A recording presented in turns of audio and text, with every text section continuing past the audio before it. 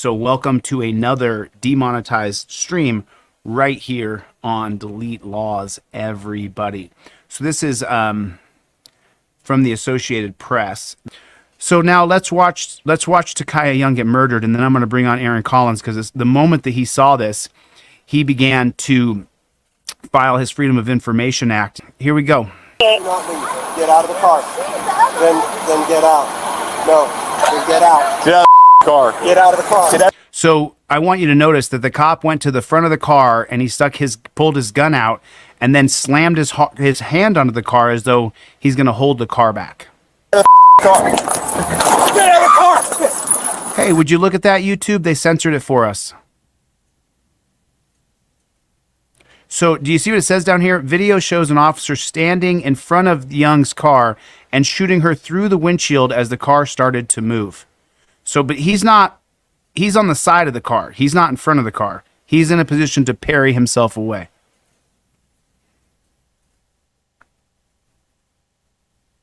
Shots fired. Shots fired. Stop the car. Stop. She's been shot. You shot her in the chest from 6 inches away. You shot a 21-year-old girl. We're going to have a 34 on... He's going to be out. So I'm going to bring on Aaron Collins and talk to him a little bit. Aaron, what's going on, my friend? How are you? Good. How's it going, man? Here's a mess. That's all right. You look good, dude. You did some really great work here. And I wanted to bring on Aaron because he contacted me and said, "Hey, Chille, I saw your live stream about Takaya. A couple mistakes you made, but other than that, I want to just share with you that what did you do exactly?" Well, before we get into anything, I want to tell everybody that Chille and I had a talk a while back, not a few days ago or so, week roughly. Buried the hatchet. Emotions happen emotions rise when you're talking about your livelihood and your family. And my kids got involved and got scared because of some death threats that I got were people that lived nearby.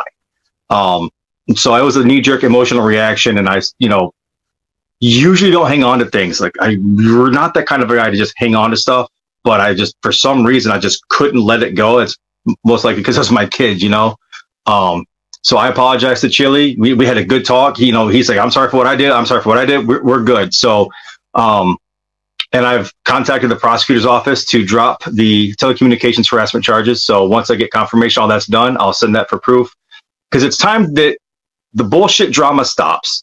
The he said, she said, I don't care, you don't care, we don't care needs to stop. We need to come together as a community and put accurate information out, because if we don't have something just right, it's going to get picked apart by the trolls. We have to have it just right. And that's what I make sure I do every time I put something out. I get as much information as humanly possible. The moment I heard about this, within an hour, I'm making records requests. And not just for records from that department, but the other 4 agencies involved. County, city. I mean, there's a whole bunch more people involved. You look at the different uniforms if you watch the full video. By the way, it's not quite the full video. It's only 24 minutes, roughly, for each of the 2 cops involved. Originally put out a 5-minute video, which had both officers, like an initial contact up to the shooting, and they break the window, and then a slow-mo version of it. And they call that the body cam. No, I want all the body cam, all of it. Send it to me. Ohio law says if it's a police-involved shooting, that I get the unredacted footage of it. And I got it, and it's very disturbing and disheartening. They shot her through the left breast, and the only thing they blurred out was her breast. And they did give me the rest of it unredacted, except for the cops' faces. And that's what I really want to talk about. It's the bastardization of Marsy's law. You put yourself in harm's way intentionally. Pulled your gun out before he even made any kind of overt act. Cop bangs on her window to try to break her glass while this guy's got his gun out. She's scared shitless, obviously. And so she just crept away. She didn't floor it, try to run him over, try to kill him. She just basically let off the brake and let the car start to idle forward, and then she gets smoked for it. And that's not right. And we need to expose this kind of stuff. That's right. That's exactly. So when you filed your records request and you filed for that unredacted, I know that we have the faces of the cops, and Aaron has that, and I have it in my computer here. We have the actual names and faces of the cops who murdered Takaya. And what kind of pushback did they give to you when you said, "Hey, I want to know the names of the cops who murdered her, and I want to see the unredacted body cam footage"? When you did that FOIA process, what was that process like so that people can understand what you did exactly? I got a list of all officers on scene, and all 6 officers from Blendon Township's names were redacted because they're a smaller agency. So they redacted all the names, and I called them and asked them why. Well, we're a small agency. It's easy to figure it out. In the digital age, nothing is hidden. I got you. So I wanted them to own up to it. So because these officers are victims, they're trying to apply Marcy's law, in a situation where a woman is dead and they can't prosecute. So it's not like there's any kind of issue there. When you put yourself in a position against departmental policy, which Blendon Township's, the policy is not to shoot in front of a car into a vehicle.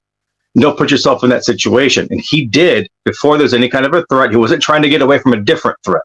He put himself in the position to be put in danger intentionally. Then the other officer on her window, there's this bullshit charge because he's got his hand on the window. He's got his hand on the window and didn't let go right away, so he got pulled. That's how he's a victim. It's bullshit. Absolute bullshit. Neither one went down. You hate to judge someone by how they look, and we try not to do that. But the problem is that these cops murdered this woman, and when you look at him and you look at his face, I just can't help but look at the guy and feel like he's just nothing but evil. That he's purely an evil person. I don't know who in their right mind gets in front of someone's car, sticks a gun at their windshield, and then says freeze, freeze, and the car starts to move at 2 miles an hour, and then they pull the trigger. When you're just, so I think I'm being a little hyperbolic with saying by 6 inches away, but the truth is that he's probably 18 inches or a foot away from the windshield, and she's probably 18 inches or 2 feet away from the windshield. Yeah. So from 3 feet, his hand on the front, and he's leaning forward a little bit. It could be more than a couple feet. I don't want to watch the actual video. And by the way, there's also video on Facebook that people took on Facebook the moment it happened, as they're working on, or as they're putting there's this really cool machine they have now that does chest compressions, so we don't have to do it and get tired and exhausted. Keeps a nice steady rhythm. They put that machine on her, so while they're trying to transport and all that, that's on her going. You like video of all of this stuff. It's good. I was sobbing when I watched this because this is just, it's that bad. And I called News Now Ninja, and we're talking about it, and I sent it to him. He's sobbing. We're both like emotional wrecks, and it is just absolutely disgusting what happened. Just disgust. For 8 bottles of alcohol, this woman lost her life. Right, and listen, and just so everybody knows, I didn't mitigate or litigate or create some sort of fantasy that she had not stolen some bottles of alcohol. She did. We know she did. It's on video. We know what happened. She did it. I'm agreeing that she did it. What I'm saying, and Aaron is saying, and News Now Ninja, who he just mentioned, another empath who films cops, is you shouldn't murder someone over alcohol. You shouldn't murder someone over stealing kombucha or stealing my lights or stealing this microphone or stealing this computer. Someone shouldn't die over that. And so that's all we're saying here. We're not saying that she shouldn't be punished for the crime she committed. So this is Sergeant, how do you say his last name? Moynihan. That's Eric. I misspelled his name. It's Erick. Sergeant Eric Moynihan. Now, what I did get from them was a list of all of their officers.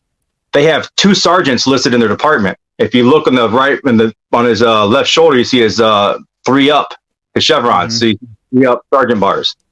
Okay. So there's only 2 sergeants. If that's an easy figure out, right? Well, then you start looking at the clothing and all that. So if you look down at his belt line, that baton, horizontal and appendix carry, is a very distinct way to carry something. Very few, it actually might be his flashlight, but very few. What's the word you used? I don't even know. It's a very distinct way. We all do things specific for us for comfort. And he likes his flashlight or his I think it is his flashlight. He likes to carry his appendix carry versus on his hip, slapping around. Okay. Then you've also got the carabiner with his keys and his key fob on it, which is again in the same exact position as the other picture, well, the redacted picture, and then his watch. So when you put the three together, right there, and then you have his sergeant bars. I can't say with a 100% certainty this is him, but I'm like 99.99 repeating certain this is him. Okay. And then this This is Officer Connor Grubb, Grubb. He is the shooter. He is. If you look at his vest, you see the little white square patch. I believe it says OD on it, and then a little white patch just beside that. So that's very distinct. And then again, the same thing with his right wrist. You see the fallen comrade bracelet for fallen soldier that he was friends with and probably served with, or maybe even a family member. It's a memorial bracelet. So he's ex-military, is what you're saying? Yeah, the mustache, the bracelet. I have a feeling he's ex-military. Okay. I don't have confirmation on that, but that's a pretty reasonable assumption here. So what Aaron is saying here is that what he did is he got the names of all the officers on the scene, and these two officers were on the shootings. There's blood on his pants or something right there. I don't know what that is. But yeah, they wouldn't give me the names of the guys on the scene, but what they were able to do is give me a full list of the department names, just all the whole names of the department. And their Facebook has pictures of these guys and identified in there. I mean, I do this all the time, a little Facebook sleuthing, and I'm identifying people. I did it for News Now Ninja with the lady that attacked him with the keys. So the picture on the left. Is he a canine pig? No, actually, there were four people in that picture. He's on the far right, Grubb is on the far left, and there's a canine officer there as well. They're doing like an ice cream thing for kids. So when you look at it, your children. Yeah, the math adds up. For me on this, the math adds up. The square patch with the little white patch next to it, the bracelet, the key on his right hip, and then the badge a little bit below it, that all adds up. These cops right here who we've now identified, have you heard anything about any sort of punishment, or have you heard anything at all that they're going to be reprimanded? Or I mean, sure, they're on paid leave right now as they deal with the grief of murder. The Sergeant Moynihan was back to duty the next other day after that. It was only a couple days. The chief investigated it, said, you know what, he didn't do anything that deserves any kind of investigating on, and he was back to duty just a couple days. Okay, and then from what I'm probably still off. I haven't been able to confirm it because they won't use anyone's name, considering they're using Marcy's law to protect these monsters. Yeah, I mean, this guy's a murderer. He shot a young girl from less than 3 feet away from the tip of the gun to her chest. And I would show that footage if you have it, but if you don't, that's okay too. And if I have all of it. I think what we've seen is okay because the okay, so a lot of people like the trolls. Well, why do you care about monetization?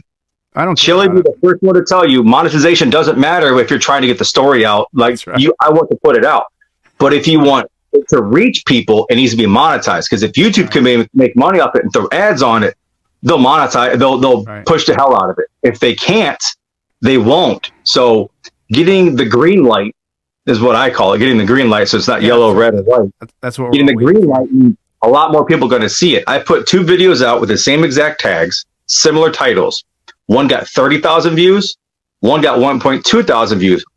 Can you guess which one was green? Right. It's about getting that reach. Yeah, this is dirty. These cops in our country are the dirt. I mean, we have got a dirty system, and it's disgusting. And the Republicans and Democrats who you guys are going to vote for, I won't vote for either one of them. Some of you will vote for them. Some of you will not. I will not vote for Republican or Democrat. They have bound together to make sure that we don't get the body cam footage, that we can't get it, that it's the property of the cops. And so every time you vote for a Democrat or a Republican, remember, you're voting for them to take away our transparency.